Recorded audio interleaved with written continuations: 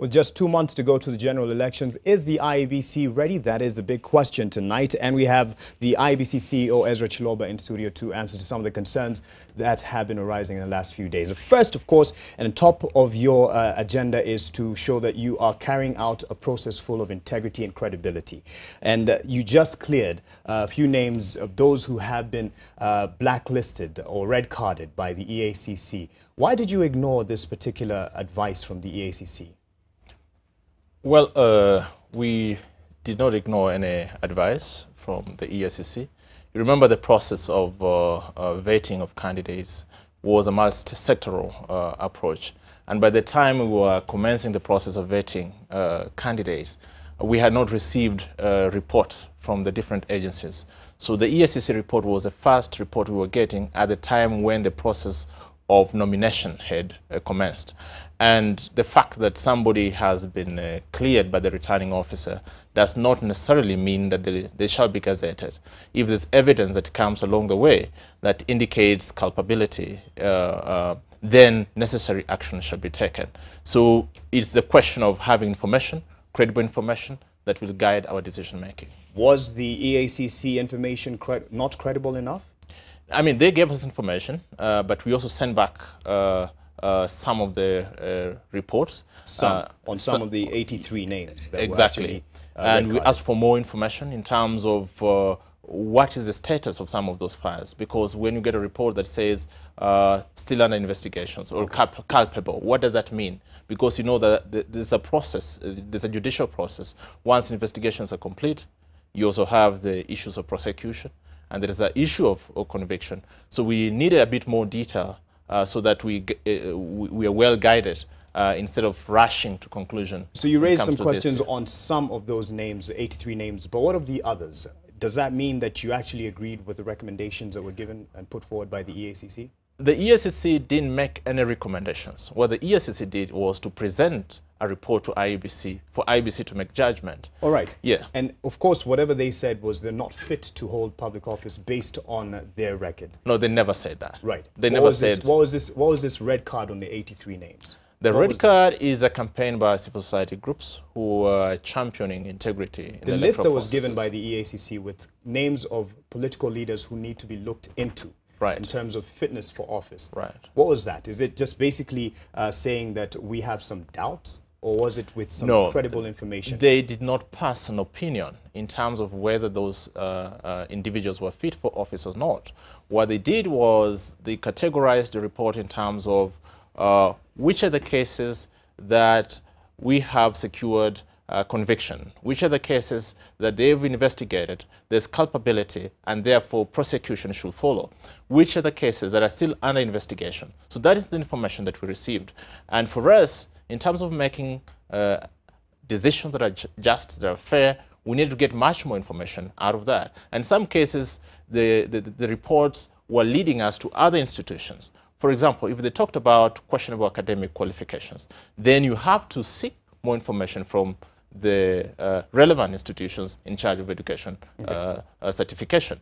So it's not, it's a process, I must say, and it involves many other actors for us to be able to arrive at a decision as to whether we're dispensing justice or not. Right. It's a process to verify whether there's, there's fitness of these particular leaders to hold public office. So, right. And as you alluded to in the opening minutes of this interview, that indeed if due process is followed through and they're found to be culpable, that their a clearance would be revoked. Is this the case? That is a position. And what's the timeline that we can be looking at? Now, if you look at the elections law, it says nominations must be completed 60 days before the election, and tomorrow is the last day for this purpose. However, gazettement of those names, we have a window of up to 24th of June.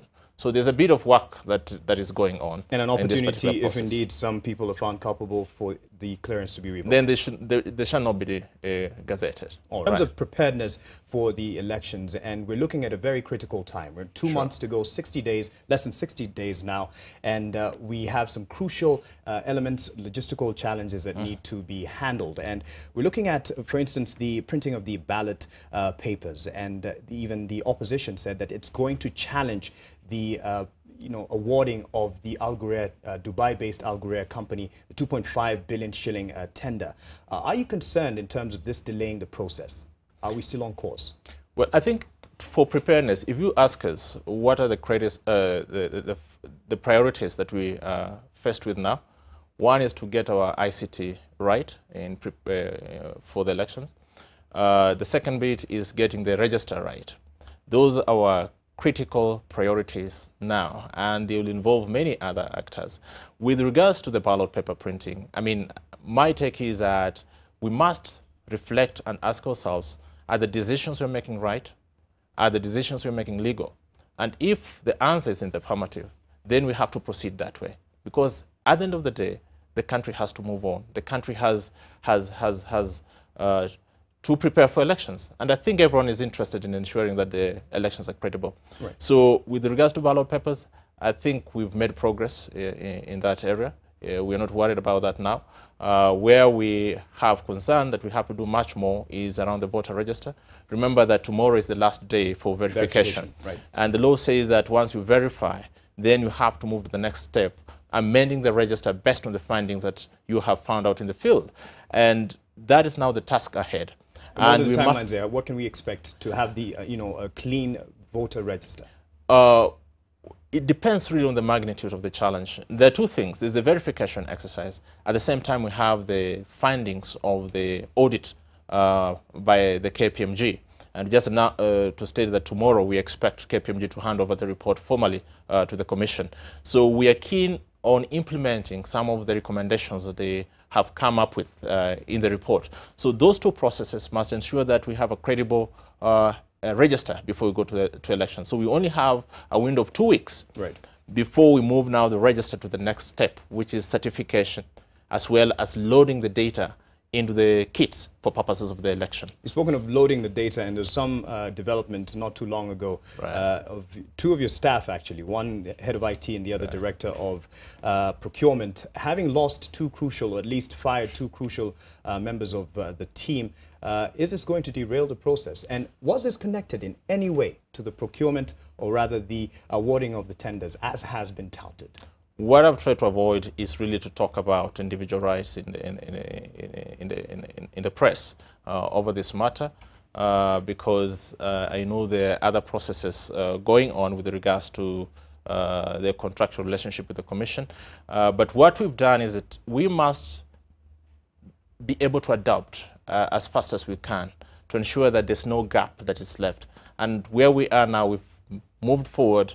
We've covered those gaps, and we're going to ensure that what is supposed to be done is going to be done, even if it means more people given more tasks, working extra hours to get ready for this. Yeah, okay. But with respect to the staffing issues, I think that is being handled administratively. But just to clarify, it wasn't connected in any way to infighting about the awarding of the tenders?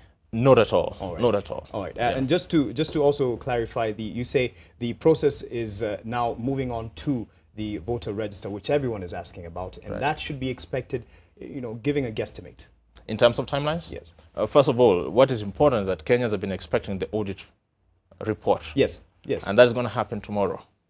And the law says that once we receive it, we have to implement recommendations immediately, at the same time submit to Parliament.